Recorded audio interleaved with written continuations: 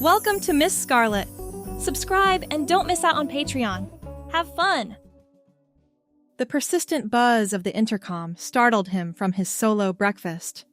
The man, immersed in thought, with eyes fixed on the steaming mug in his hands, hadn't noticed the sun's slow emergence that morning.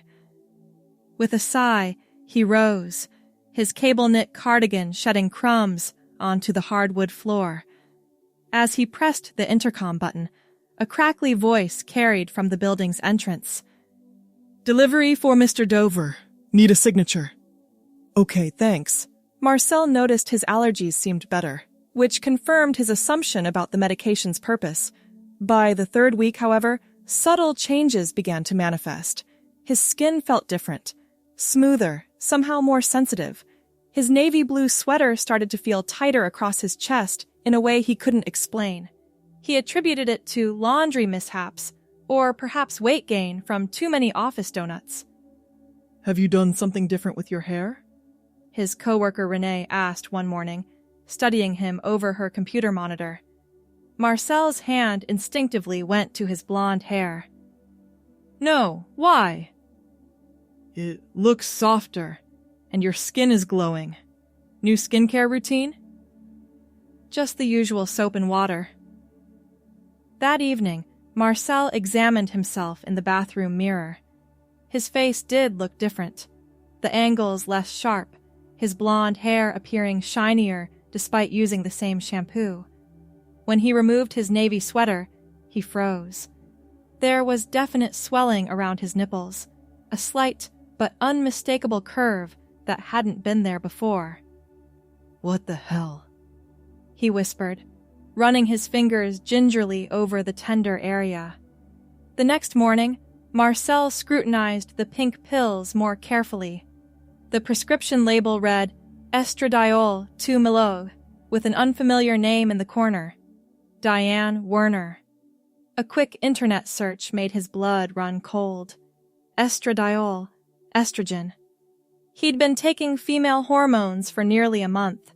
His phone was in his hand before he could think. The pharmacy answered on the fourth ring. "Valley Pharmacy. How may I help you?" "I received someone else's prescription," Marcel explained, voice tight. "I've been taking estrogen for a month thinking it was allergy medication." After a flurry of apologies and questions establishing the mix-up, the pharmacist became serious. "You should see your doctor immediately. Taking hormones not prescribed to you could have significant effects." Marcel made an appointment for that afternoon, calling in sick to work. His mind raced with concerns about permanent damage or side effects. The doctor, a middle-aged woman with a pragmatic attitude, examined him thoroughly. "The changes you're experiencing are normal effects of estrogen," she explained. "Increased breast tissue, softer skin, some fat redistribution. Since it's only been a month, most effects should reverse once you stop taking the medication." "Should?" Marcel caught the qualification immediately. "Some breast tissue development might remain, but further growth will stop. I can refer you to a specialist if you're concerned." Marcel declined, simply wanting to process what had happened. The doctor prescribed his actual allergy medication and sent him home with information pamphlets about hormone therapy that he hadn't asked for. That night, instead of throwing away the estrogen pills as he'd planned, Marcel found himself staring at them. The physical changes weren't what bothered him. It was how he felt about them. He wasn't horrified or disgusted. He was curious. In front of his bedroom mirror, Marcel studied his changing body. His waist seemed slightly narrower, his hips a bit fuller. When he ran his hand through his blonde hair, it felt silkier between his fingers. Something about the softening of his features resonated with him in an unexpected way. He kept the remaining pills in his medicine cabinet, telling himself he'd dispose of them properly later. A week passed without taking any medication except his proper allergy pills. As the doctor predicted, the changes seemed to halt, though they didn't reverse. The slight swelling in his chest remained, hidden under loose-fitting clothes. On Friday evening, after a particularly stressful work week, Marcel found himself opening the medicine cabinet and staring at the pink pills. Before he could talk himself out of it, he swallowed one. "Just to see," he whispered to his reflection. The next morning, he took another. By Monday, he'd made a decision that both terrified and exhilarated him. He would continue the estrogen, deliberately this time, to see where this path led. He made an appointment with a specialist his doctor had mentioned, determining to do this safely if he was going to do it at all. The endocrinologist, Dr. Patel, asked careful questions about Marcel's feelings and history before agreeing to prescribe hormone therapy. "This is not typically how people begin transition," she said frankly. "But you're not the first person to discover something about yourself through unexpected circumstances." 2 months into intentional hormone therapy, the changes became more pronounced. Marcel's blonde hair, which he'd begun growing out, now reached just below his ears in a soft style that framed his increasingly feminine features. His chest had developed enough that he needed to wear compression shirts to work. One Saturday afternoon, Marcel found himself standing outside a women's clothing boutique, gathering courage. He'd ordered a few items online, but always returned them unworn. Today would be different. "Can I help you find anything?" the saleswoman asked as he browsed the racks. "I'm looking for—" Marcel hesitated. "A blouse. And maybe a skirt." If the woman was surprised, she didn't show it. "For yourself or a gift?" The question offered an easy out, but Marcel took a deep breath. "For me, actually." Her smile never faltered. "Let's find your size, then. Any particular colors you're drawn to?" An hour later, Marcel left with a pink blouse with pearl buttons and a knee-length floral skirt with soft pleats. His heart raced the entire way home, the bag clutched tightly in his hand. In his apartment, he laid the clothes on his bed, staring at them for long minutes before slowly removing his jeans and gray t-shirt. The blouse slipped over his head, the fabric cool and lightweight against his skin. The skirt fastened easily at his increasingly defined waist. When he finally looked in the mirror, his breath caught.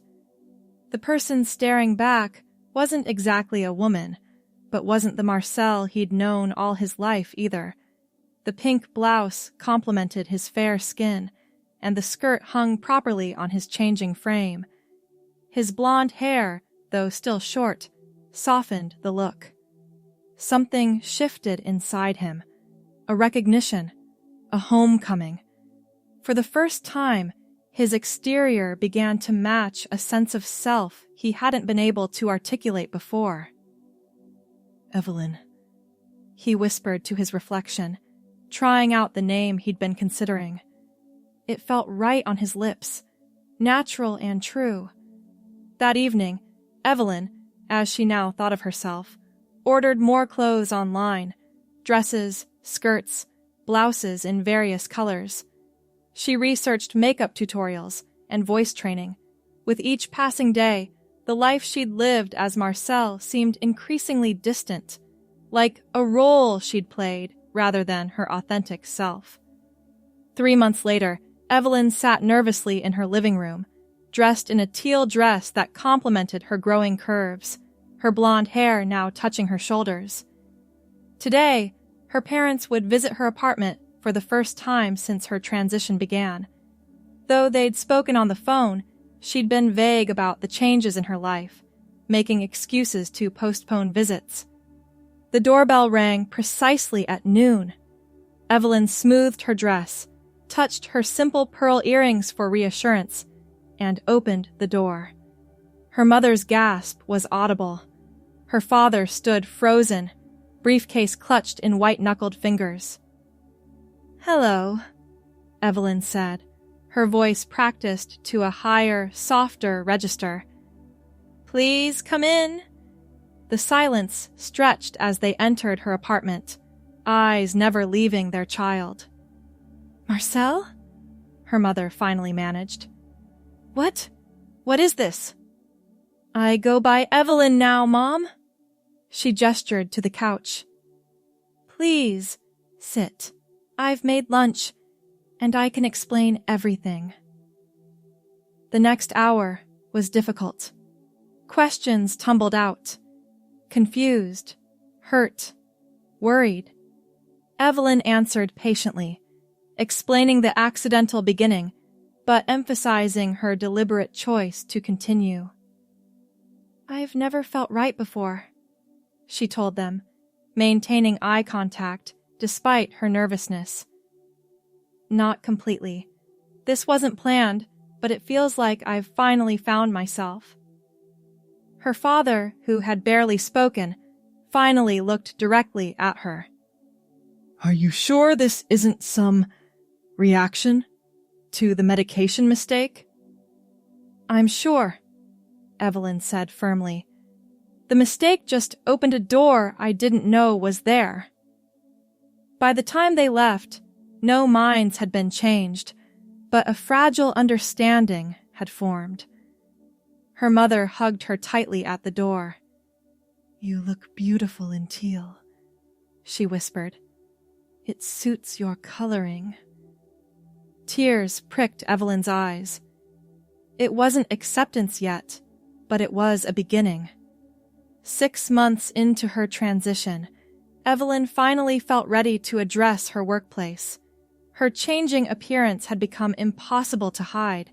Her blonde hair now reached past her shoulders, her figure distinctly feminine beneath even the most conservative clothing. Human Resources arranged a meeting with her supervisors. "I've been undergoing gender transition," Evelyn explained, dressed in a modest gray pencil skirt and cream-colored blouse. "I'm now living as a woman named Evelyn Dover." The revelation was met with support that surprised her. Her company, while small, prided itself on progressive policies. Within days, her email signature and nameplate had been updated, and colleagues made efforts to use her correct name and pronouns. One afternoon, as Evelyn worked on a design project, Renee, the same coworker who had first noticed changes months ago, stopped by her desk. "That color is gorgeous with your hair," she said, nodding at Evelyn's burgundy cardigan. "Thank you." Evelyn smiled, still getting used to casual feminine compliments. "A few of us girls are going for drinks and dinner Friday. Would you like to join?" The invitation stunned Evelyn. She'd been included in work functions, but this was different.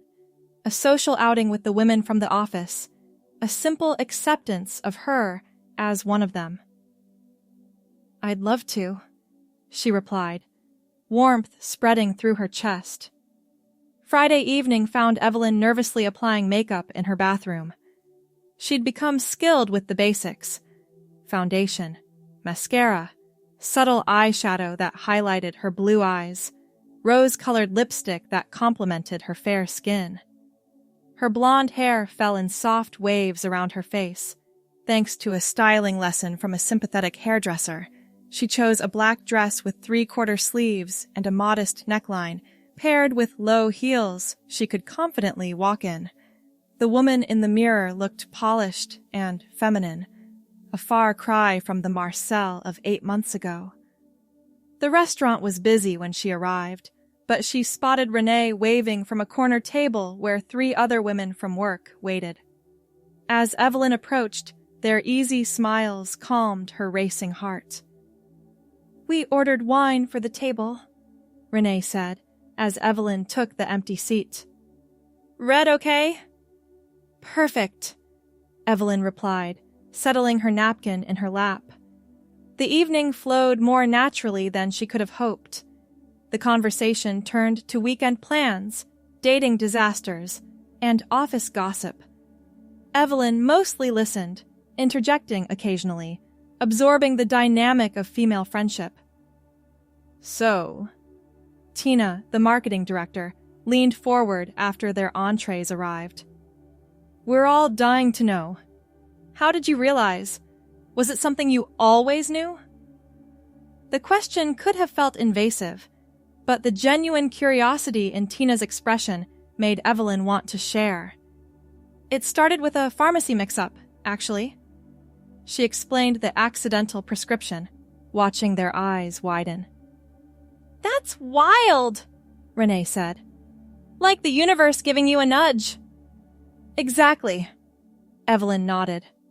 I'd never consciously thought about gender identity before, but once I started experiencing changes, it was like... She searched for the right words. Like finding a key to a door I didn't know was locked. That's beautiful, said Heather, the normally quiet accountant. And brave. Conversation flowed to other topics, but something had shifted. The women's acceptance wasn't polite tolerance. It was genuine inclusion. When they parted with hugs outside the restaurant, Evelyn felt a new kind of belonging. As autumn turned to winter, Evelyn continued to settle into her new life. She'd replaced her entire wardrobe, donated Marcel's clothes to charity, and fully embraced living as a woman. Her hormone therapy continued under medical supervision, her body gradually becoming more aligned with her identity. One chilly Saturday morning, Evelyn was selecting produce at the farmer's market when she heard a familiar voice. Evelyn? Evelyn Dover? She turned to find Chris Henderson, a client from work, holding a bag of apples. His expression registered surprise, but not recognition. Yes? She responded cautiously. I thought it was you. We met at the Carson Project presentation. I'm Chris. Evelyn relaxed slightly. They'd worked together months ago, before her transition was widely known. Of course. How are you, Chris? Great. The campaign's been incredibly successful. He shifted his grocery bag. Are you shopping for the weekend? The conversation flowed easily as they walked through the market stalls. Chris was charming and attentive, asking about her recommendations for the best vendors. It wasn't until they stopped for coffee that Evelyn realized he was flirting with her. Would you like to have dinner sometime? He asked as they finished their drinks. Evelyn froze. Dating hadn't entered her mind yet. She was still adjusting to her new life. But Chris's warm brown eyes and easy conversation had been the highlight of her morning. I'd like that, she found herself saying. They exchanged phone numbers, and Evelyn walked home with both groceries and a flutter of excitement. The prospect of dating as Evelyn opened questions she hadn't considered: when to disclose her transition, how to navigate intimacy, whether she was ready for romantic involvement at all. That evening, she called her sister Rachel, who had been supportive from the beginning. He asked you out, Rachel exclaimed after Evelyn explained. That's exciting. It's terrifying, Evelyn corrected, twisting a strand of blonde hair around her finger. What if he reacts badly when I tell him about my transition? Then he's not worth your time, Rachel said firmly. But give him a chance. When's the date? Thursday dinner. I suggested that Italian place downtown. Perfect. Now, what are you wearing? They settled on a burgundy sweater dress that emphasized Evelyn's curves without being too revealing, paired with black tights and ankle boots. The outfit was feminine but comfortable, allowing Evelyn to focus on conversation rather than adjusting unfamiliar clothing. Thursday arrived with butterflies in Evelyn's stomach. She arrived at the restaurant 5 minutes early, smoothing her dress as she waited at the bar. Chris appeared promptly, his smile genuine as he spotted her. You look beautiful, he said, as they were seated. Thank you. Evelyn felt her cheeks warm. How was your week? Dinner passed pleasantly, conversation ranging from work to movies to travel dreams. Chris was attentive and funny, drawing out Evelyn's stories and listening with genuine interest. By dessert, she knew the moment of truth couldn't be postponed. Chris, there's something I should tell you, she began after the waiter delivered their coffee. You're secretly a superhero? He teased. I had my suspicions. His lightness gave her courage. Not quite. I'm transgender. I've been transitioning for about 8 months now. Chris's expression shifted through surprise to thoughtfulness, but not disgust or anger. Thank you for telling me, he said after a moment. That can't have been easy. It wasn't, she admitted, but I believe in honesty. I appreciate that. He took a sip of his coffee. I don't have much experience with this, but I'd like to learn more. If you're comfortable sharing, of course. Relief washed through Evelyn. It wasn't unqualified acceptance, but it was openness, a willingness to understand rather than judge. I'm comfortable sharing, she replied. What would you like to know? Their conversation extended long past dessert, moving to a quiet corner of the bar where they could talk more privately. Chris asked thoughtful questions about her experience, listening carefully to her answers. May I see you again? He asked when they finally left the restaurant. I'd like that very much, Evelyn replied. He walked her to her car, where he hesitated before leaning in to kiss her cheek gently. Good night, Evelyn. The warmth of that simple gesture stayed with her all the way home. Spring arrived with subtle shifts in Evelyn's life.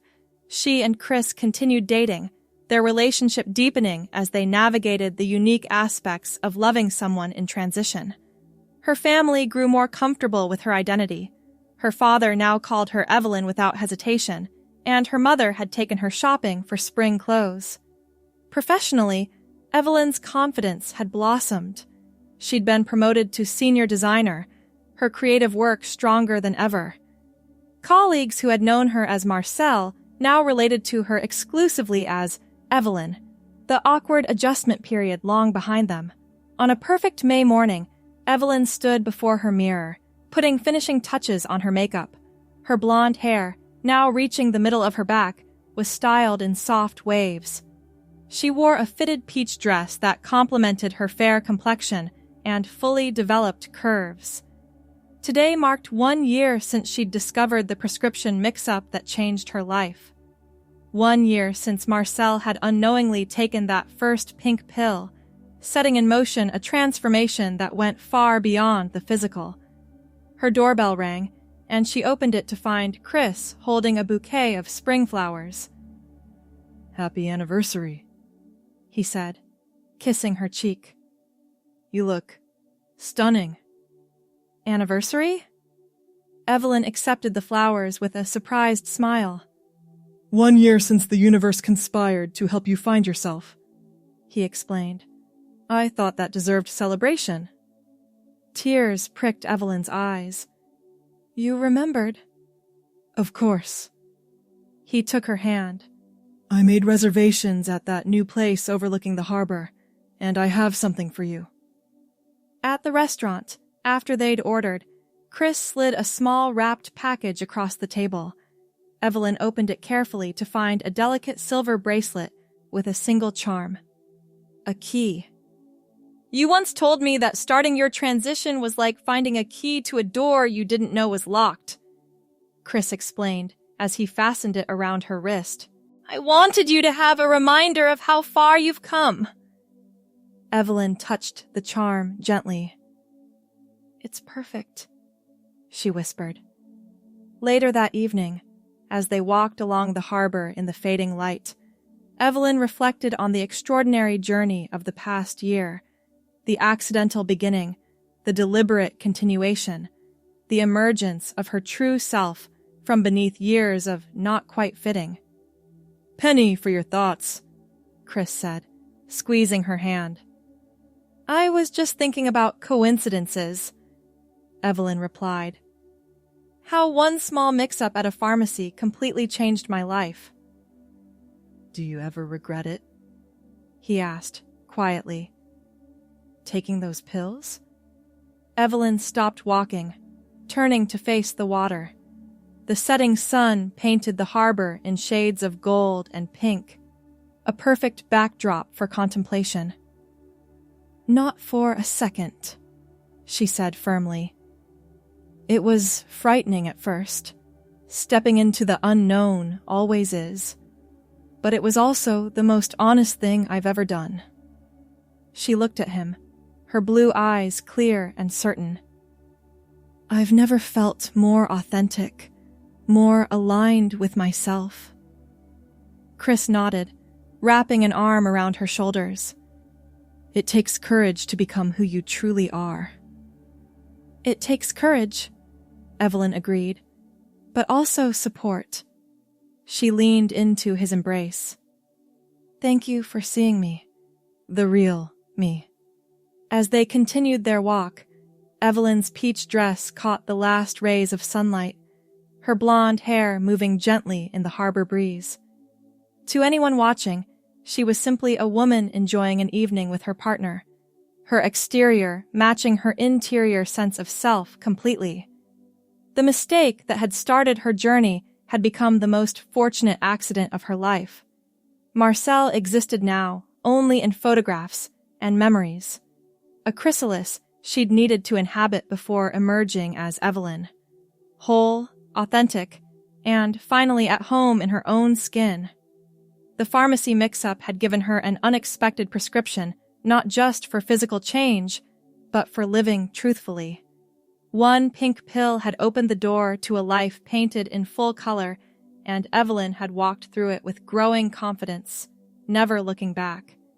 In the gentle evening light, with the silver key charm catching the sunset's glow, Evelyn silently thanked the universe for its mysterious workings, for mistakes that become miracles, for endings that become beginnings, and for the courage to embrace the person she was always meant to be. Thanks for watching, my girlies! Be sure to check out Patreon for more!